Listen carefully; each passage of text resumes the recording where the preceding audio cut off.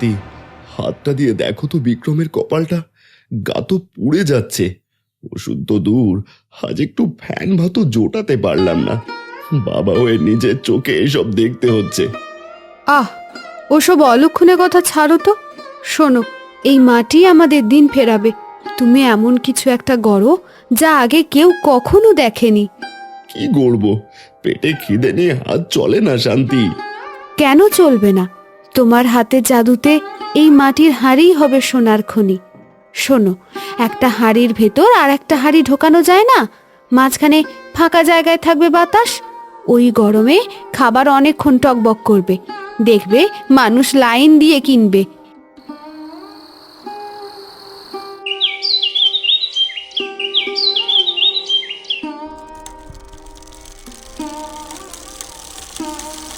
আর কত রাত জাগবো শান্তি? পিঠটা তো আর সোজা করতে পারছি না। বাবার কাছেও তো কোনোদিন এমন কাজ শিখিনি। যদি চুল্লির আগুনে সব ফেটে যায়, ওদিকে বিক্রমের জ্বরটাও তো কমছে না। ওগো, কুডাক ডেকো না তো।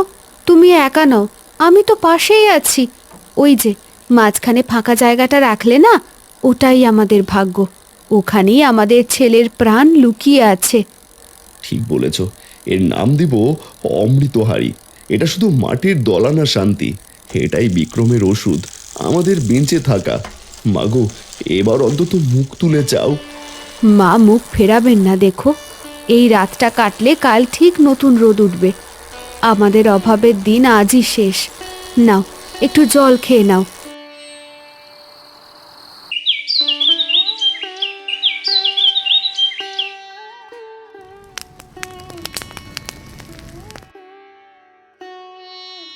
শান্তি, ও শান্তি, শিগগির এদিকে এসো। দেখে যাও, কতক্ষণ আগে চুলো থেকে নামিয়েছি, অথচ ভাতগুলো এখনো টকবক করছে। হাত দেওয়া যাচ্ছে না গো। দেখলে তো, আমি বলেছিলাম না, ভগবান ঠিক মুখ তুলে চেয়েছেন। এই হাঁড়ি শুধু মানুষের পেট ভরাবে না গো, আমাদের কপালও ফেরাবে। একদম ঠিক, আজ থেকে লোকে একে চিনবে অমৃতহারি নামে। আমাদের বিক্রমে এবার সেরে উঠবে দেখো, আর কোনো চিন্তা নেই।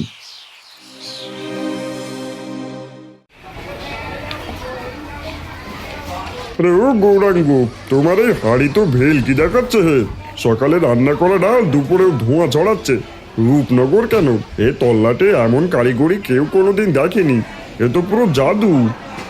আপনাদের আশীর্বাদ কর্তা, সবই মাটির গুণ, আর কিচ্ছু না। মরণ, খুব তো নাম কামানো হচ্ছে। মাটির গুণ না ছাই, তলে তলে কোনো বদঘট মন্তর আছে নির্ঘাত। এই সাফল্যের নারী নক্ষত্র আমায় জানতেই হবে। দেখি না কতদিন তোর এই অমৃত টিকে থাকে। ও শোনো গৌরাঙ্গ, যে ছেড়ে বুদ্ধিমানের মতো কাজ করো। এই নাও নোটের তাড়া, হাঁড়ি তৈরি করার কায়দাটা আমার নামে লিখে দাও, ব্যাস। তোমার 7 পুরুষ বসে খাবে। মাফ করবেন বাবু, অভাব আমাদের নিত্যদিনের সঙ্গী ঠিকই, কিন্তু এই হাত আর এই মাটির জাতটা কোনোদিনও কারো কাছে বেঁচে দেইনি। এই কৌশল আমার সাধনা বাবু, কেনা বেচার পণ্য নয়। স্পর্ধা তো কম নয়, আমার মুখের ওপর কথা। মনে রেখো কুমোর, রামকৃষ্ণ দাস যেমন রাজপ্রাসাদ বানাতে জানে, তেমনি মাটির ঘর ধুলোয় মেশাতেও 1 মিনিট সময় নেয় না। ভালোই ভালোই ভেবে দেখো। এই গেও কুমারকে এবার শিক্ষা দিতে হবে। এই নাও অগ্রিম শ্যামল, আজ রাতেই যেন কাজটা শেষ হয়। আপনি নিশ্চিন্তে থাকুন মালিক, আজ রাতে গৌরাঙ্গ যখন নাকে তেল দিয়ে ঘুমোবে, তখন এর গোপন কায়দাটা আমি হাফিস করে দেব। কাল থেকে বাজারে আপনার নকল অমৃতহারি ছেয়ে যাবে, আর ওদিকে গৌরাঙ্গ শুধু আঙুল চুষবে। সাবাস, মনে থাকে যেন কাল সকালে সূর্য ওঠার আগেই পুরো খেলাটা আমাদের হাতে থাকা যায়। যাও।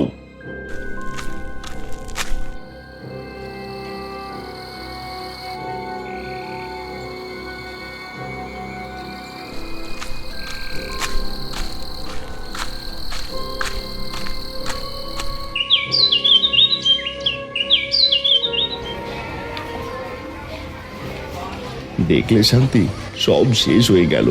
চারিদিকে শুধু নকল আর সস্তা হাঁড়ি ভিড়। মানুষ 2 টাকা কম পেয়ে ওই বিষাক্ত হাঁড়িগুলোই কিনছে। আমাদের আসল জিনিসটার কদর কেউ বুঝলো না গো। আরে থামো তো, অতটা ভেঙে পড়লে চলে? ওরা না হয় আমাদের কৌশল নকল করেছে, কিন্তু তোমার হাতের জাদু আর মাটির টান তো চুরি করতে পারেনি। দেখবে ওই সস্তা হাঁড়ি দুদিনেই রং বদলাবে। মিথ্যে বেশি দিন টেকে না, তুমি মিলিয়ে নিও।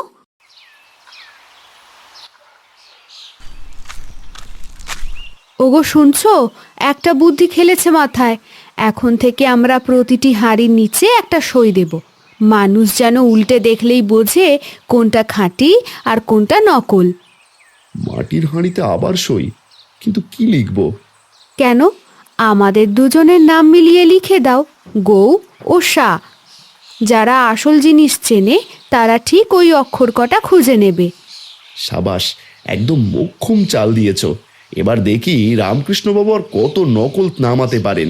ধরো তো মাটির তালটা, আজ থেকেই কাজ শুরু করি।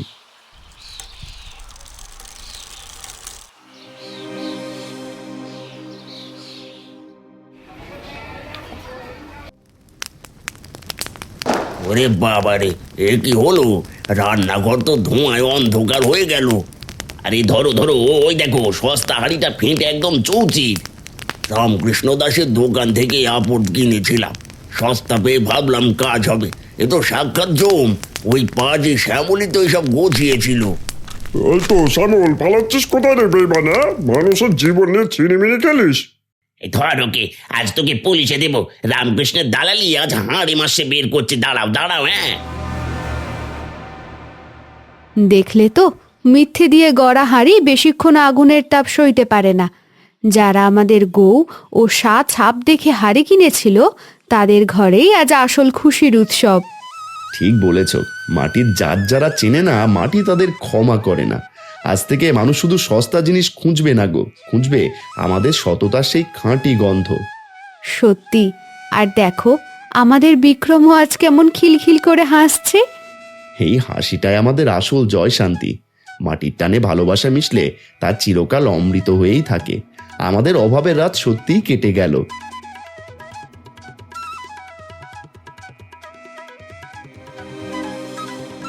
বাবা, ওই দেখো কলকাতা থেকেও লোক এসেছে।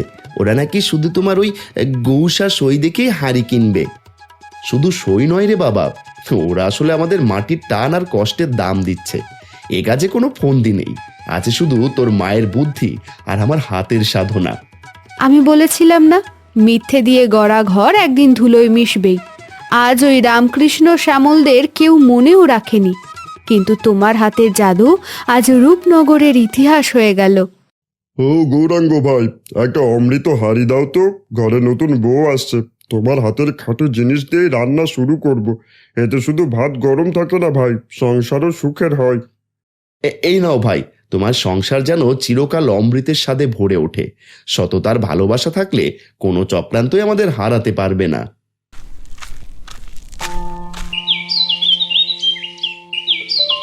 এই যে হাঁড়িটা দেখছেন, এটা আমার বাবার হাতের প্রথম অমৃত হাঁড়ি। এর ভেতরে শুধু পোড়া মাটি নেই, আছে আমাদের অভাবের দিনের কষ্ট আর মায়ের বিশ্বাস। মনে রেখো, কৌশল নকল করা সহজ, কিন্তু মাটির টান আর মনের সততা কেউ চুরি করতে পারে না। দাদা, সেই রামকৃষ্ণ আর শ্যামলদের কি হলো? ওরা নাকি গ্রাম ছেড়ে পালিয়েছে। মিথ্যার লোভ নিয়ে যারা চলে, মাটি তাদের কোনোদিন ক্ষমা করে না। ওদের কথা থাক, তোরা সে কিভাবে মাটি কথা বলে। ঠিক বলেছিস বাবা, এই মাটির টানই আমাদের আসল শক্তি। কি গো, আমাদের ছেলে তো এখন আমাদের চেয়েও বড় শিল্পী হয়ে উঠল। শিল্পী তো হবেই, ও তো হাঁড়ির মতোই, বাইরে থেকে শক্ত আর ভেতরে ভালোবাসায় ভরা। আমাদের এই অমৃত হাঁড়ি শুধু খাবার গরম রাখেনি শান্তি, মানুষের মনে সততার বীজ বুনে দিয়েছে। বাবা মা জানো, আজ সারা গ্রাম জুড়ে শুধু আমাদের চাকার শব্দ শোনা যাচ্ছে। সবাই এখন নিজের হাতে নিজের কপাল গড়ছে। ঠিকই তো, ওই যে দূরে কুটিরগুলো দেখছিস, ওই প্রতিটি ঘরে আজ আগুনের শিখা জ্বলছে। মিথ্যের দিন শেষ হয়ে এখন শুধু সত্যের আলো ছড়িয়ে পড়েছে। আজ বড় তৃপ্তি পাচ্ছি রে শান্তি। মানুষ এখন শুধু পেট ভরার কথা ভাবে না, মাটির মমতা শুদ্ধ ভাত খাওয়ার কথা ভাবে। আমি কথা দিচ্ছি বাবা, আমাদের এই অমৃত হাঁড়ির মান আমি কোনোদিন কমতে দেব না। এই মাটির টান চিরকাল আমাদের বংশের পরিচয় হয়ে থাকবে। সাবাস, মনে রাখিস বাবা, শিল্পীর হাতে যখন সততা থাকে, তখন কোনো লোভ তাকে হারাতে পারে না। এই মাটি আমাদের শুরু আর এই মাটি আমাদের শেষ। এই টান কখনো ফুরায় না।